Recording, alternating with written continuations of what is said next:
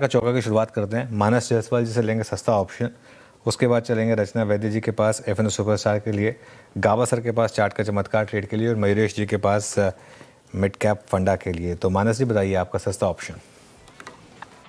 देखिए, सस्ता ऑप्शन के लिए एनएचपीसी पे आप ध्यान दे सकते हैं, जहां पर स्टॉक ने पिछले 2 दिनों में बढ़िया रिकवरी दिखाई है। 85 रुपीज के रेजिस्टेंस के ऊपर ट्रेड कर रहा है। आई थिंक इसमें ऑप्शन खरीदें।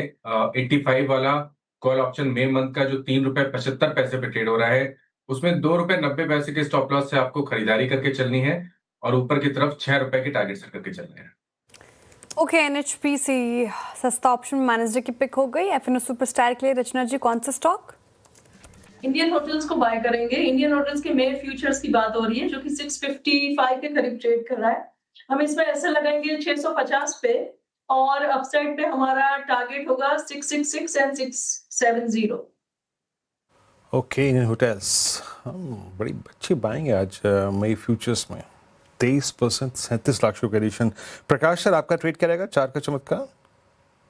मेरा एमसीएक्स पर ध्यान है, इसमें कुछ मोमेंटम है। 2909 पर ट्रेड करता है एमसीएक्स। ट्रेड स्टॉप लगाएंगे 2885 का, कुछ 25 रुपए का स्टॉप। मेरे ख्याल से 2950 पॉसिबल है इसमें एमसीएक्स।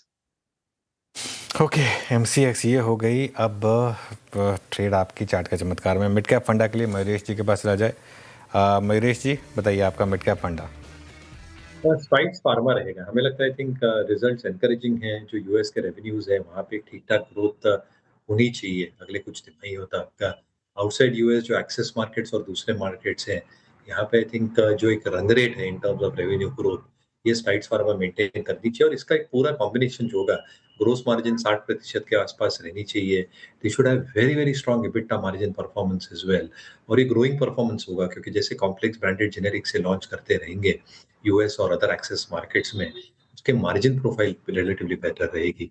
बैलेंस शीट स्ट्रेंथ अच्छी खासी है, रिटर्न रेशियोज अच्छे खासे हैं और पाइपलाइन काफी स्ट्रॉन्ग और तगड़ी है expected for launches in the US and other markets as well. तो हमें लगता है आई थिंक रेटिंग रैंकिंग के मद्देनजर स्ट्राइड्स फार्मा एक अच्छा विकल्प फार्मा इंडस्ट्री से। ओके, हाँ, ये बात हो गई मिड कैप फंडा में स्ट्राइड्स फार्मा की। तो फटाफट से एक रिकैप चार का चौका का लेकर आ जाते हैं हम स्क्रीन पर। हमने शुरुआत की सस्ता ऑप्शन के साथ एनएचपीसी माइनस, जिन्हें सुझाया 85 की कॉल लेनी है, टारगेट 6, स्टॉप प्लस 2.9। और एफएनओ सुपरस्टार के लिए रचना जी को बाहर है इंडियन होटल्स। यहाँ पर खरीदारी की राय, अच्छी परफॉर्मेंस रही है इंडियन होटल्स की पिछले कुछ सत्रों से।